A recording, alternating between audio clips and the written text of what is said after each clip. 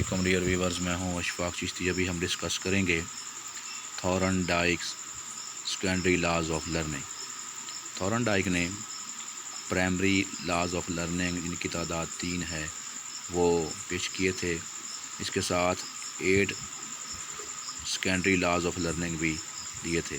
Primary laws of learning کی video پہلے موجود ہے، سائیکالوجیکل لیکچر جو ہیں سائیکالوجی کے لیکچرز اس کے اندر پلے لسٹ میں موجود ہے، وہ بھی آپ دیکھ سکتے ہیں۔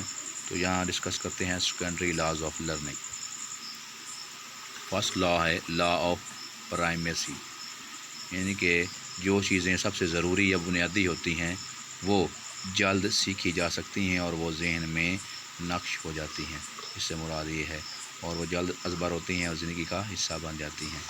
اس طرح سے سیکنڈ لا ہے لا آف ریسنسی، یعنی کہ جو ریسنٹلی چیزیں سیکھی ہوں، حال ہی میں سیکھی ہوں یا پڑھی ہوں، وہ ذہن میں پہلے رہتی ہیں، جو پرانی پڑھی ہوتی ہیں وہ بھول جاتی ہیں۔ اسی لیے اکثر بچے پیپر سے پہلے ایک دن پہلے چیزوں کو ریوائز کرتے ہیں تاکہ وہ ذہن میں رہ جائیں۔ اس کے بعد ہے لا آف انٹینسٹی آف سٹیمولس، یعنی اتنی تاریخ دی جائے گی، زیادہ اس کی شدت زیادہ ہوگی اتنی لرننگ زیادہ ہوگی۔ سٹیمولس کی انٹینسٹی شدت زیادہ ہوگی تو وہ زیادہ لرننگ ہوگی۔ اس کے بعد ہے لا آف ملٹیپل رسپانس، کہ ایسا قانون جس میں ہم مختلف سٹیمولس پہ ملٹیپل رسپانس دیتے ہیں اور مختلف طریقوں سے، جیسے کہ ڈیڈکٹیو ریزننگ ہے کہ مختلف طریقوں سے ایک چیز کے مختلف جوابات دینے کی کوشش کرتے ہیں، تو وہ چیزیں بھی ذہن میں رہ جاتی ہیں۔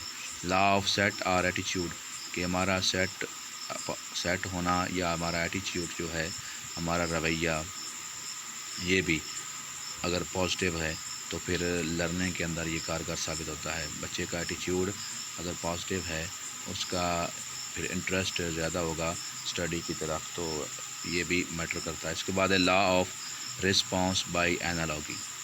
اینالوگی کہتے ہیں کہ جو چیز ہم نے ہسٹری کے اندر دہرائی ہو، پہلے ہمارے ساتھ ہو چکا ہو واقعہ، تو اس کی مدد سے اب نیکسٹ موجودہ حالات میں اس کو ایکسپیرینس بنا کر، پریویس نالج جس کو ہم کہتے ہیں، اس کو ذہن میں رکھ کر آگے کام چلانا۔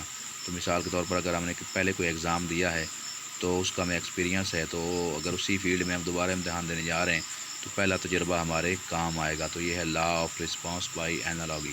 نیکسٹ ہے لا آف ایسوسیٹیو شفٹنگ، کہ ایک چیز کے ساتھ دوسری کو منسلک کرتے ہیں، ایک تجربہ ہمارے دوسرے کے اندر کام آتا ہے، کہ ایک فیلڈ کے اندر تجربہ ہمارا، کسی بھی فیلڈ کے اندر ہم نے ایگزام دیا تو اس کا تجربہ ہمارے کسی اور شعبے کے اندر بھی کام آ سکتا ہے۔ فرض کریں کہ ہم نے سب انسپیکٹر کا ایگزام دیا، تو اس کے بعد اگر ہم آرمی میں جانا چاہتے ہیں تو اس کا ہم ایگزام دیتے ہیں، تو اس کا پیپر جو ہے اسی حساب سے وہ ہم نے پہلے کیا تھا اسی طرح کی چیزیں اس کے اندر بھی ہوں گی، تو وہ ہمارا جو ایکسپیرینس ہے وہ یہاں پہ کاؤنٹ ہوگا۔ یا انٹرویو دیا تھا پہلے، تو وہ جو پہلا والا انٹرویو ہے وہ ہمارے یہاں پہ کارگر ثابت ہو سکتا ہے۔ اس کے بعد لاسٹ ہے لا آف پارشل ایکٹیویٹی، کہ چیزوں کو ہم حصوں میں ڈیوائڈ کرنے کے بعد ایکٹیویٹی کے ذریعے ہم سیکھتے ہیں، پھر ایز اے ہول ہمارے ذہن میں پھر بیٹھ جاتی ہیں۔ کوئی بھی واقعہ اس کو، جیسے ہم جگسا کہتے ہیں کہ ایک ایونٹ کو، ایک پروجیکٹ کو ڈیوائڈ کرنا حصوں کے اندر، پھر اس کے اوپر ورک کرنے کے بعد پھر اس کو ایز اے ہول انڈرسٹینڈ کرنا، تو اس طرح سے چیزیں ذہن میں جلد بیٹھ جاتی ہیں، پھر انڈرسٹینڈنگ ہوتی ہے، تو لرننگ اس طرح سے بھی پاسیبل ہے۔ تو یہ لاز آف لرننگ تھے کہ اس طرح سے ہم سیکھ سکتے ہیں۔ تو یہ 8 ہیں لاز، سیکنڈری لاز ہیں، جبکہ پرائمری لاز جو ہیں وہ 3 ہیں۔ لا آف ایفیکٹ ہے، لا آف ریڈینیس ہے، اور لا آف ایکسرسائز ہے۔